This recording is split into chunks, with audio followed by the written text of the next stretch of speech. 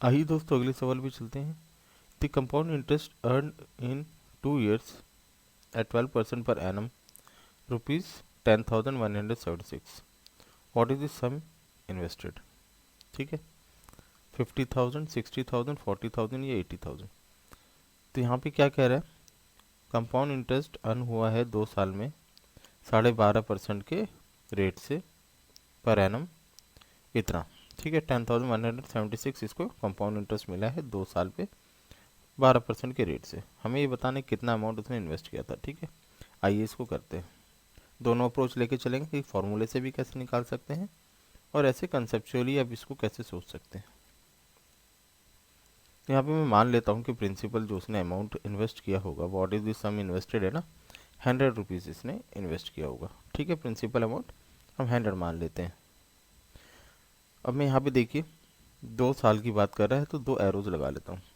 तो ये 100 रुपीज़ जिसने इन्वेस्ट किया पहले साल में, इसको अमाउंट A1 मिला।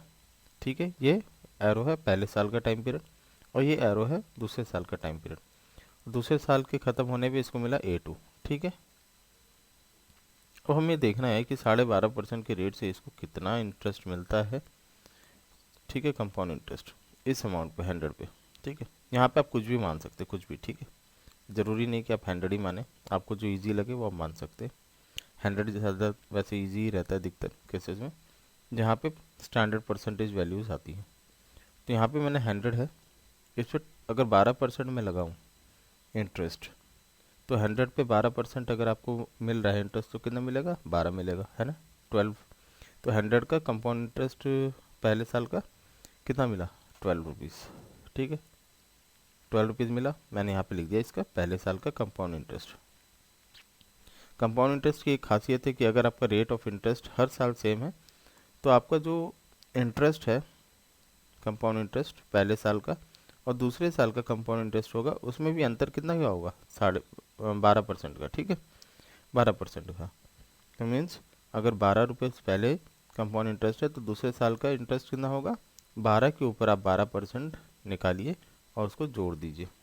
ठीक है, तो 12% कितना होगा, 12 को 12 से मल्टीप्लाई किया तो 144 आता है और 100 से डिवाइड किया तो 1.44 इसका इंटरेस्ट मिला 12 रुपये पे। 12 पे CI कितना मिला, 1.44। तो 12 प्लस 1.44 करेंगे आप। ठीक है, 12 का 12% निकाल के यहाँ पे लिखेंगे तो 13.44। तो ये आपका हो गया दूसरे साल का कंपाउंड इंटरेस्ट। ठीक है, तो आप चाहे तो अगर आप लंबे प्रोसेस पे जाना चाहते हैं तो कैसे करेंगे, 100 प्लस 12 112। ठीक है, 112 पे अगर 12% निकालेंगे तो कितना मिलेगा,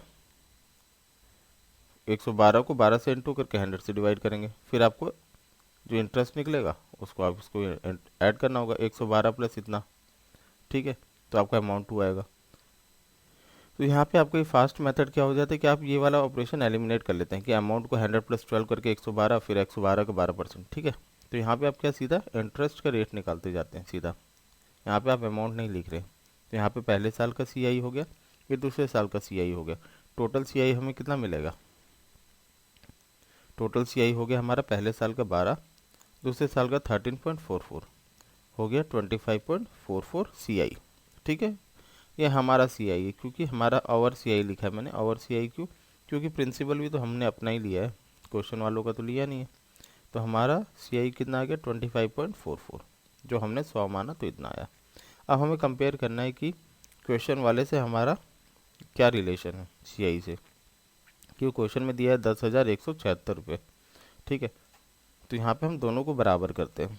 तो यहाँ पे देखिए हमारा वाला 25.44 यूनिट और क्वेश्चन का CI 10,176। अब आप चाहे तो यहाँ से 1 यूनिट की वैल्यू निकाल लीजिए या तो डायरेक्ट 100 यूनिट की। 100 यूनिट की वैल्यू निकालनी है तो आपको क्या करना पड़ेगा, 100 इंटू इसको क्या करना पड़ेगा दोनों तरफ, 100/25.44 से मल्टीप्लाई करना है तो आपका 100 यूनिट आ जाएगा। और 1 यूनिट निकालना है तो सीधा इस वैल्यू को इससे डिवाइड कर दीजिए। तो यहाँ पे देखिए पहले हम 1 यूनिट निकालते हैं। 1 यूनिट निकालने के लिए आपको क्या करना पड़ेगा, 25.44 को इधर ले आइए, इसके नीचे डिवाइड करेंगे तो आपको 1 यूनिट की वैल्यू मिल जाएगी। तो 400 यूनिट मिल गया हमें। ठीक है, और अगर आप चाहते तो डायरेक्ट इसको 100 यूनिट भी निकालते। तो 100 यूनिट डायरेक्ट निकालना था तो 100 से मल्टीप्लाई कर देना था। तो अभी देखिए एक यूनिट आ गया 400, ठीक है, एक यूनिट हमारा क्या है 400। मीन्स अगर हम यहाँ पे 100 यूनिट निकालें तो क्या करना है, 100 से मल्टीप्लाई कर दो दोनों तरफ, 100 यूनिट इज इक्वल टू 40,000। तो मीन्स क्वेश्चन क्या कह रहा है, जो हमारे आंसर आया कि अगर हम ये वैल्यू मानते यहाँ पे इसकी जगह, तो हमारा सी आई कितना आता, ये आता। ये होता है कंपैरिजन मेथड से, ठीक है, कि आपने कुछ एज्यूम कर लिया, फिर उसको रिलेट करके हमने कितने टाइम्स में इसको प्रिंसिपल मानना चाहिए था वो निकाल के हम आंसर निकालते हैं। तो एक ये मेथड हो गया, ठीक, ऑप्शन सी हमारा आंसर। अब आइए हम क्वेश्चन से देख लें कि अगर आपको ये मेथड नहीं आता है तो क्वेश्चन से कैसे निकालेंगे। अगर आप स्कूल गोइंग स्टूडेंट हैं जहाँ पे आपको प्लस और माइनस लिखने के भी नंबर मिलते हैं, तो वहाँ पे आप कैसे करेंगे वो भी देख सकते हैं। तो आपको पता है कि कंपाउंड इंटरेस्ट क्या होता है, अमाउंट में से अगर आप प्रिंसिपल को घटा देते हैं, अमाउंट में से आप प्रिंसिपल को घटा देंगे तो आपका पास बचता है सी आई, ठीक है। तो ये इतना जो वैल्यू है अमाउंट है और ये प्रिंसिपल, अमाउंट में से प्रिंसिपल माइनस करने पे आपको मिलता है कंपाउंड इंटरेस्ट। तो यही होता है फॉर्मूला, पी 1+r/100 अमाउंट निकालने का होता है और माइनस प्रिंसिपल। अब सीधे से वैल्यूज़ तो हमें सब दी ही गई है, आप इसको सीधा वैल्यूज़ को डाल दीजिए। कंपाउंड इंटरेस्ट हमें दिया है 10,176, प्रिंसिपल हमें निकालना है, रेट है 12%, टाइम पीरियड है 2 ईयर्स की बात कर रहा है और प्रिंसिपल, ठीक है। तो यहाँ पे आप इसको फर्दर सिंप्लीफाई करेंगे तो आपका कितना आ जाएगा 28/25, ठीक है। यहाँ पे आपका 3/25 होगा, एलसीएम लेंगे तो आपका कितना होगा 28/25 का होल स्क्वायर, और ये माइनस पी ऐसे ही रहेगा, ठीक है। फर्दर इसको सिंप्लीफाई कर लेंगे एलसीएम लेके, नीचे 625, 28 का स्क्वायर कितना हो गया 784 पी, माइनस ये 625 जब एलसीएम लेंगे तो ये यहाँ पे मल्टीप्लाई होगा तो 625 पी, ठीक है। अब इन दोनों को माइनस करके कितना आता है 159 p/625, ठीक। तो अब आपके पास बच गया 159, 64 टाइम्स में इसको डिवाइड करेगा तो यहाँ पे आपका हो गया 64 इंटू 625, कितना हो जाएगा 40,000, ठीक है, ऑप्शन सी। तो ये हो गया फॉर्मूला से निकालने का मेथड।